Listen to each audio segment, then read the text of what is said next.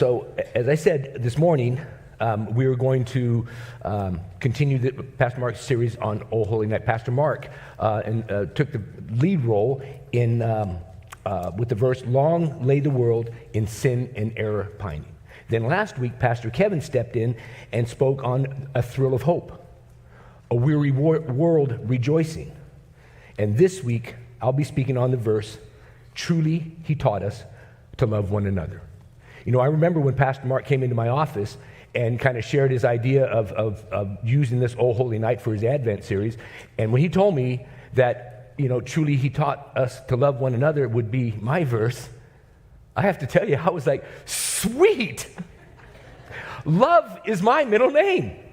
Anyone that knows me knows that PG loves to love, and guess what? I'm getting pretty good at it.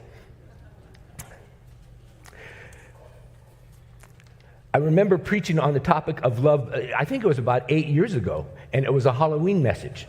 And I opened that message kind of contrasting the different things men and women love. For example, I said women love chocolate. They love milk chocolate, they love dark chocolate, they love white chocolate, they love Belgium chocolate, they love fruit dipped in chocolate. Men, we love peanut butter and chocolate. But if you were to ask us what we do love, men, we do love our dogs. We have to admit we love our dogs. We love that they come to us when we call them. You know, they can make all different kinds of expressions. They can look surprised. They can look happy. They know when they're in trouble. You know, they don't want to look at you. It doesn't matter if you leave to go to the grocery store and gone for a half hour, or you leave and work all day. When you come home, they are extremely happy to see you. That's why we love our dog. Actually, in reality, men, you know why we love our dogs? Because they're the only ones in the house that actually do what we ask. But women love their cats. Now, this is something I will never understand, because cats never come when you call them. They cannot make facial expressions except for the one that says, "Who, me?" No. They like to go out all night. They stay out all night, and when they finally do come back into the house, they just lay in the corner and lick themselves and want to be left alone.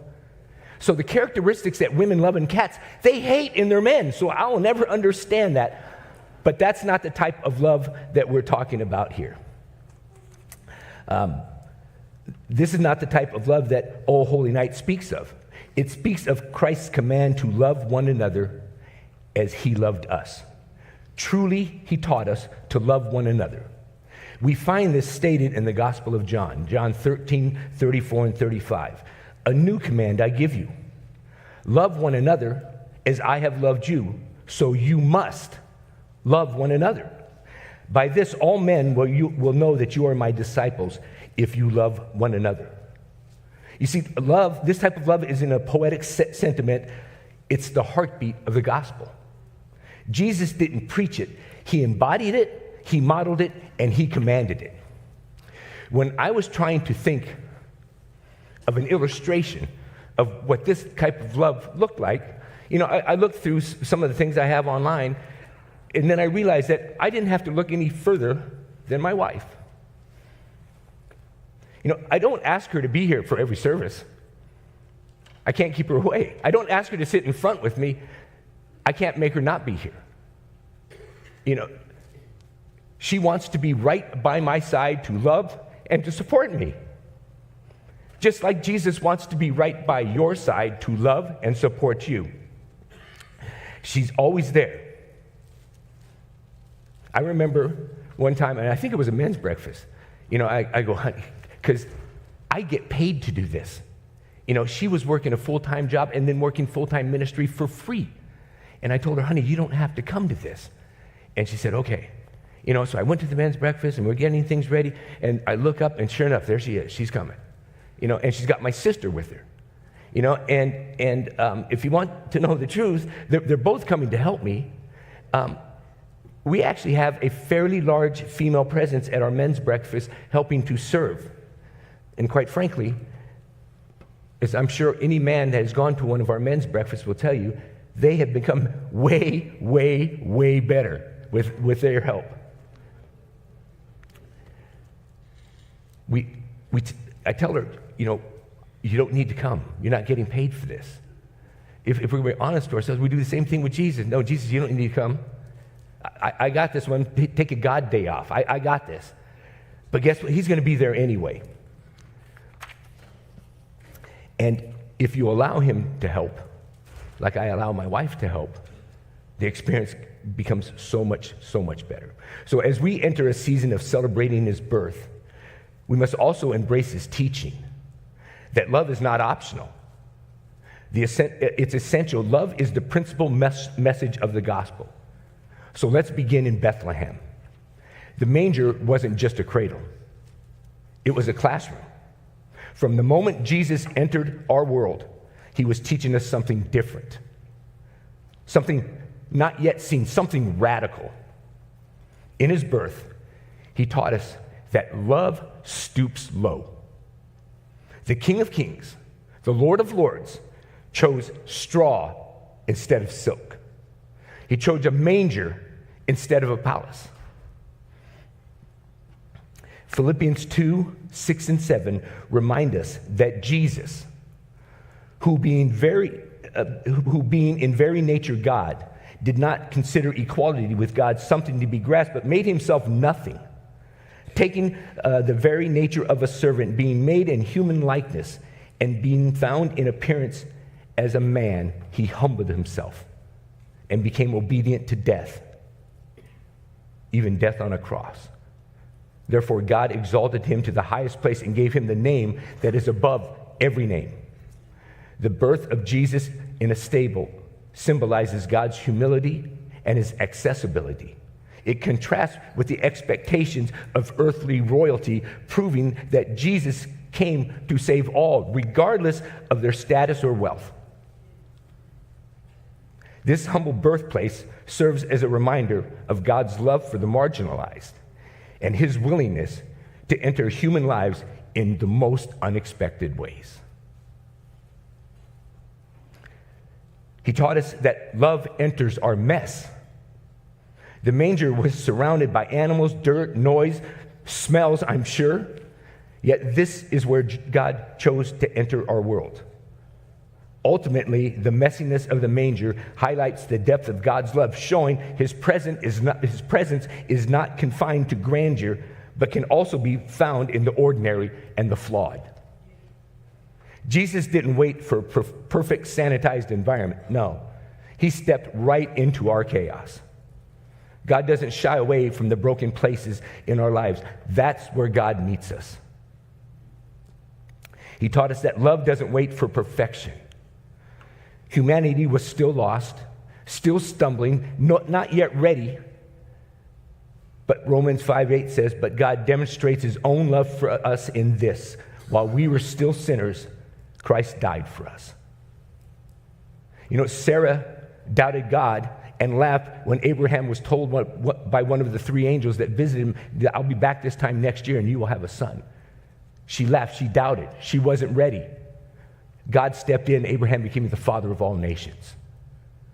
Zechariah doubted the angel Gabriel when he appeared to him, telling him he would have a son, he and his wife Elizabeth. And because of his doubt, the angel Gabriel took his voice until John was born, John the Baptist, who prepared the way for the Lord. Zechariah doubted, but God stepped in. God's love moves first. He doesn't wait for us to clean ourselves up before he draws near. He didn't come with pomp and power. He came with humility, grace, and most of all, he came with love. If we want to experience Jesus' love fully, completely, the way Jesus wants us to experience it, we have to love one another just as Jesus loved us. That's when you will receive the full measure of his love. 1 John 4:7-8 says, dear friends, since God so loved us, we also ought to love one another. No one has ever seen God, but if we love one another, God lives in us, and his love is made complete in us. The author and theologian C.S. Lewis is quoted as saying that obedience is the key that opens every door. when we are obedient to Christ's command to love one another, it's our love that unlocks these doors. Our love unlocks these doors. It breaks down chains, reconciles the lost. Our key is love. And if God could humble himself for us, how much more should we humble ourselves for one another? And it was a command to love. Jesus didn't just live out a love, he commanded it. It's very clear. He says, a new command I give you. And it's not just a suggestion or good advice to get along with a bad neighbor, although I can use that sometimes. No, it's a command, and it's not based on convenience or compatibility. It's based on Christ's example. He says, love one another as I have loved you. So you must love one another. Why? By this all men will know that you are my disciples, if you love one another. In the Old Testament, Israelites were commanded to love their neighbors as they love themselves. Leviticus 19:18. Love your neighbors as yourselves. But Jesus said to his disciples, as I have loved you, you must love one another. That raises the ante considerably, to love one another the way Jesus loved you. You know, Jesus had taught the disciples many things during the time they had been together. This new command was the final command before he was crucified. What would it take for these disciples to impact the world just as Jesus had done? Would it be their speaking abilities? Would it be their miracle-working powers? Their courage? No, Jesus said the world would be drawn to his message when it saw his followers' love for one another. In giving the new command, Jesus laid the foundation for the formation of a group of people unique in human history. He created a group identified by one thing: love. Truly, he taught us to love one another. Other groups might identify themselves by skin color or uniform or shared interests or by adherence to a code of behavior. But the church is called to be different. We're called to be identified by love.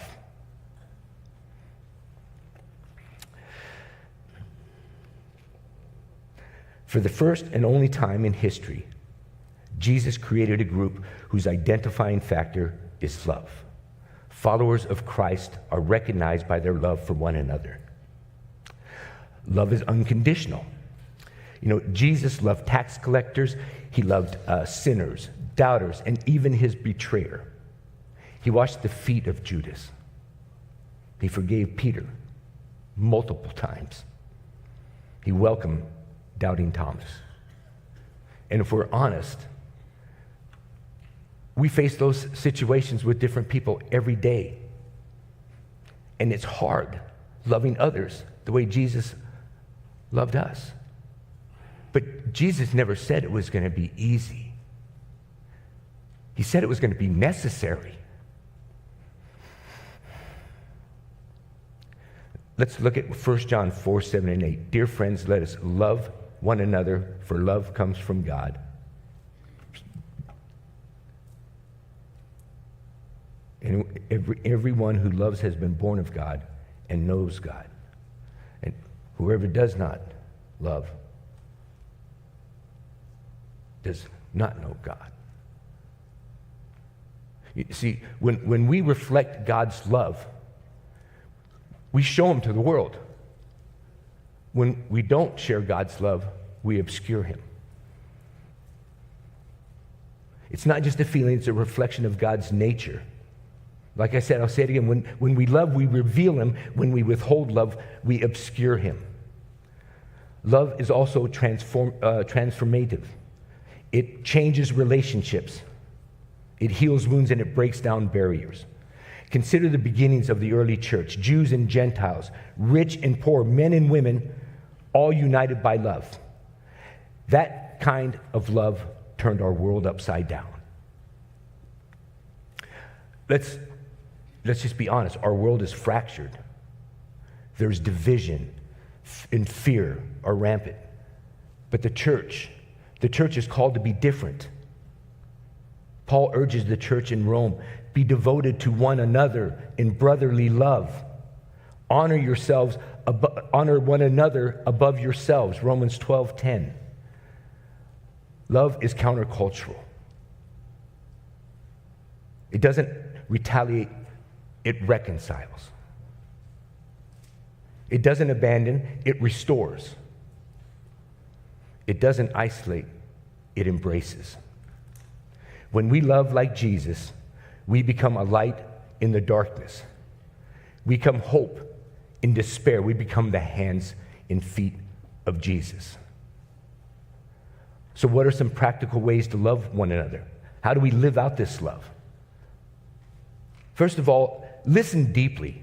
Sometimes love is simply being present, not saying anything other than I'm here, or giving your shoulder to cry on, or your hand to hold. Just being present and listening. Forgive freely. Don't let bitterness take root. Recall mistakes that you have made in your life and that you needed someone else to forgive you. You know, if we said that we didn't experience that, then we wouldn't be being honest with ourselves. And we wanted that forgiveness. We pleaded for that. Extend that same forgiveness to others. Serve humbly. Look for ways to meet needs. This is why we have so many. We have Friday night with Jesus, Saturday morning with Jesus. We have Go projects. We have so many different things that can unite one another in fellowship, in work, in service. And that's why we have this program. Some people would say we have too much program, but until we get all of you activated and serving in love, then we don't have enough programming, to be honest with you. Speak kindly. Words can heal or hurt. Always choose healing. Ephesians 4:29 says, do not let any unwholesome talk come out of your mouths, but only what is helpful for building up others according to their needs, that it might benefit those who listen. Give generously. Give your time, give your attention, give your resources. Love always gives because love is active. It's not passive or theoretical. It's lived out in our everyday choices. So this season, when we sing O Holy Night, let's not just admire the melody and the lyrics. Let's live the message they speak. Truly, He taught us to love one another. Let that lyric just rest in your heart. Let it find residence in your everyday life. Let it structure your relationships. Let it guide your decisions, because when we love like Jesus, Christmas becomes so much more than a holiday. It becomes a lifestyle. So as I close, let the final words of this verse ring in your soul. His law is love, and His gospel is peace. This is the essence of Christmas. It's not about rules and rituals, it's about love. It's not about fear and striving, it's about peace. Jesus commands us to love one another as He loved us. He came to reconcile us to God and to reconcile us to one another. He came to bring peace to our chaos, healing to our wounds, and hope to our despair. If you have a hurt, a wound, or a scar, Jesus will use that. Jesus never wastes a wound or a scar. Our wounds and scars are windows through which the light of God's grace explode into the world. Don't hide them. God will use them.